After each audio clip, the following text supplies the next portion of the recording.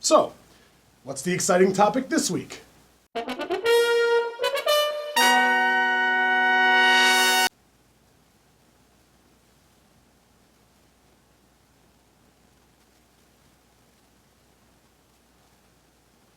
If His Majesty isn't present to issue a declaration of war, then we can't do anything. And there's domestic security. If the numbers were to learn of this situation, you had better have new policies in place. Well, People expect action from authority figures. Miss Lohmeyer. Okay, so clearly mindless action wasn't pulling people in, but we're switching to bureaucratic wrangling and political infighting instead? I mean, okay, I guess I could see how this shows the Britannian country in disarray without the Emperor, but all it really does is further expose how miserably incompetent everyone is. We already have total indecision and panic in hour one without Charles. Great. Lelouch should have the entire damn country in his hands before the credits roll. What? Why not? there's no need to apologize. It's either right or wrong. You think you can... No, stop. I like that, but why isn't Lelouch storming the throne as we speak? By ratifying this charter, it will give birth to an alliance that will rival the Holy Britannian Empire, and its name shall be the United Federation of Nations! Who cares? The Britannians have no king. This is your perfect chance to strike at him with everything you have. While the iron's hot, damn it. They're bickering like idiots in a total panic. This is the perfect chance. We must form the UFN before Britannia can act. I'm sorry. Am I missing something? Because I must be missing something. Hey, when the Allied forces marched against Hitler's Axis in World War II, did they fuck about trying to found the EU first? Because I don't remember that part. I don't remember any army being this stupid. I mean, hell, George Washington was so merciless that he crossed the Delaware and attacked the British on Christmas Eve. Although, that only succeeded because of how stupid the British troops were. Whatever. That's not the point. Why the hell wouldn't you attack now? Just call all these countries together that are already on your side and attack the Britannians at their weakest. What is wrong with you? It's like when Goku lets his opponents recover because he wants to beat them at their best. Except that's one of Goku's biggest defining character traits, his sense of honor. Lelouch? Shit. The Lannisters have more honor than this fuckpot. This is so dumb. So anyway, yes, Colin beats the crap out of Suzaku and it's pretty awesome. It's just so sad to see it happen though.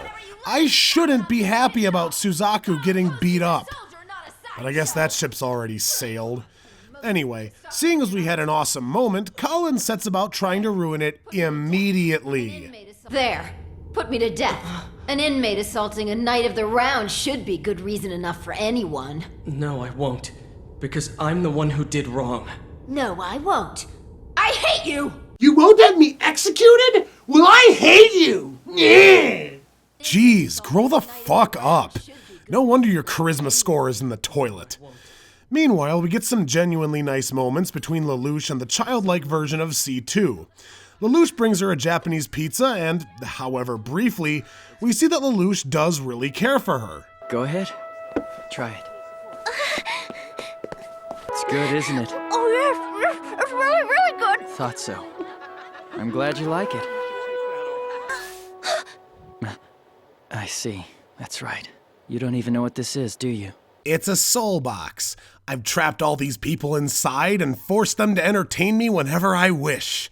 So you better be careful or you'll end up in there too. Meanwhile, it's time for another plot hole. Memories that people have are always vague. No point in believing in them. I'd have to disagree with that. But I know it. In my case, I kept a diary from 9 years ago. I don't remember anything from it at all. I'm curious about something, Charles, and you might need a dictionary for this one, but do you have any idea what a loose end is? Why the hell would you wipe Anya's memory and then leave her a diary with her old memories recorded in it? This would be like leaving pictures of Nunnally hanging around Lelouch's room. Just... what? So Asshole Manana arrives to the show, at least that's what I'm calling him. He tries to kill Suzaku without warning when they're both Knights of the Round. I'm very well known as the genius of homicide.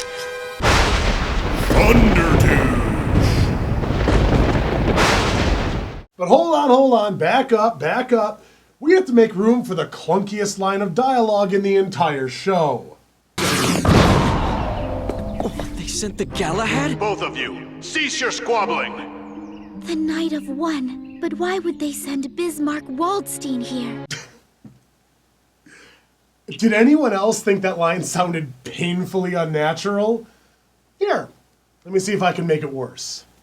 The Knight of One, who is a member of the Knights of the Round, piloted by Bismarck Waldstein, who has only one eye, who commands the Galahad, a very strong-looking mech. Why would they send you here? There, that's better.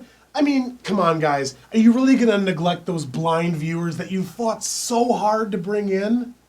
Manana McDoucheass shows up to taunt Colin, and I immediately get pissed off because everyone is already acting like they know who this guy is. So you're the vampire of Britannia? Yes. You can't just do that! You can't just throw a new enemy at us and not build his character at all! I hate to do this again, but let's go to the Brotherhood clips! You know how gluttony was introduced? Knowing that the homunculi were named after the 7 deadly sins, his character design perfectly embodied his name. I mean, he fucking ate a guy! You knew up front to fear this fucker because he clearly was very strong and could and would eat anything he wanted to. And he only got more threatening when he opened up his giant tooth gate and chomped you into his own private stomach dimension.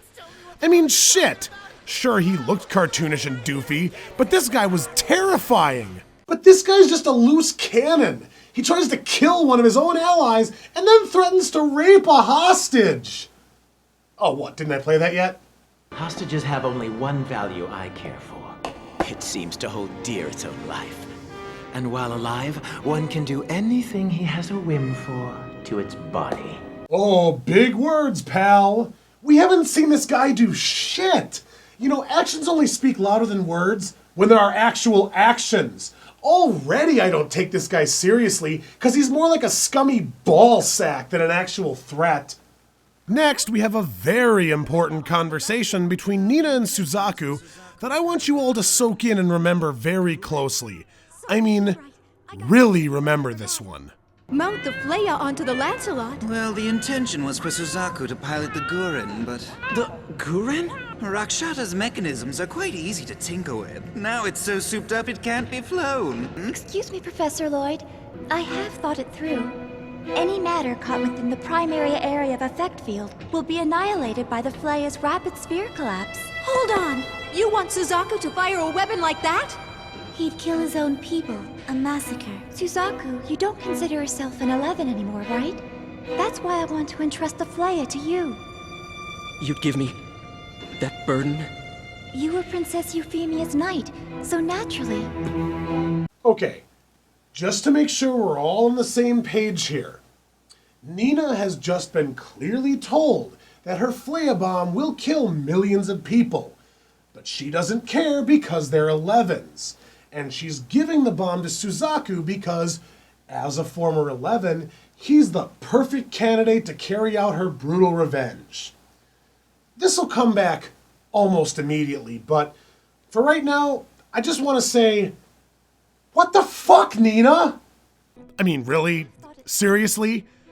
You're casually talking about mass genocide because they're 11s and therefore not real people? You're Hitler! You're Adolf fucking Hitler, and this is your final solution. I don't even know what else to say. Seriously, what more is there? She's willfully and coldly talking about a Japanese Holocaust. I can't anymore, just next clip. Is this any time to be running late again? I know, sorry. No. The last time we saw him, he was falling off a cliff with 5 knives sticking out of his chest. And now he's just fine? Fuck off. How are people okay with this? How am I supposed to get invested when they resolve every single ounce of tension off screen? I don't know because I certainly don't. Anyway, in a mind-warping series of shots, we see the Black Knights get hammered drunk while celebrating the founding of the UFN. Excuse me, but do you think you've somehow won the war? Do you think that Britannia is just gonna take their ball and go home now because you control China? What exactly is going on here? Why aren't you attacking the Britannians? This is so fucking stupid!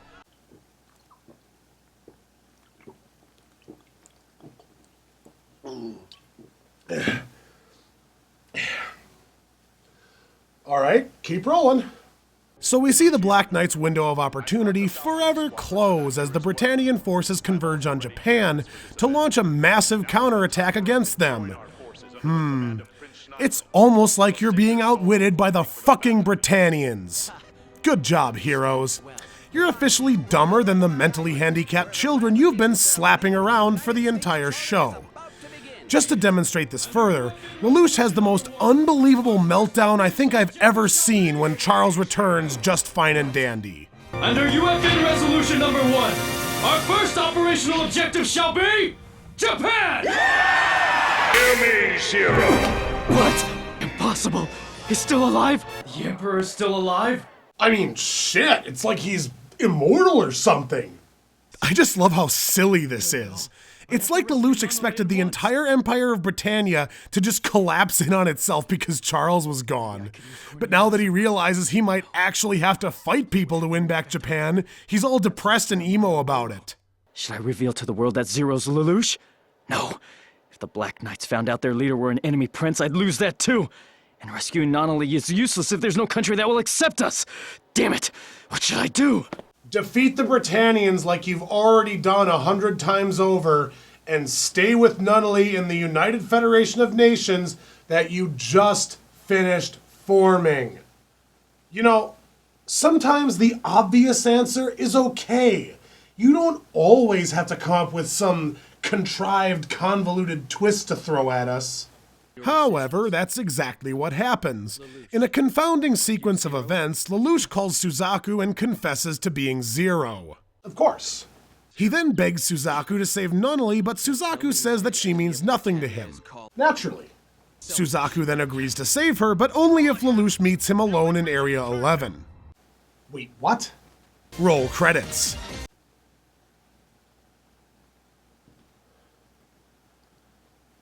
One. Why do you have to resort to Suzaku to save Nunnally? I mean, seriously, come on, master of tactics. Couldn't you just pull a smash and grab, in and out, quick clandestine job and save Nunnally? 2. Why is Suzaku such an asshole? I mean, seriously, I'm not exaggerating this. Help me. Please save Nonali.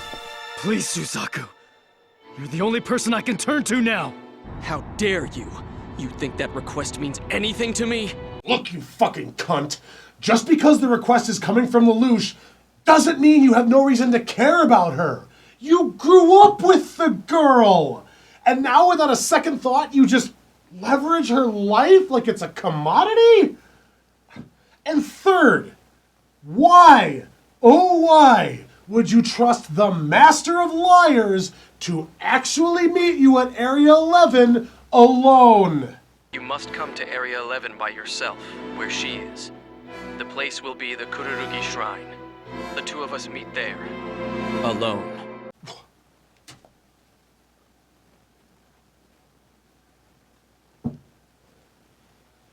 Do you see what this show is now? I have no idea why anyone does anything or what madness is behind their thought process. No one has a consistent character, and everyone is a shameless scumbag. I mean, who am I supposed to get behind? Who am I supposed to care about? Nunnally? It's hard to when the only time she matters is when Lelouch says so. Just, you know what? Fuck it. I'm done. Again.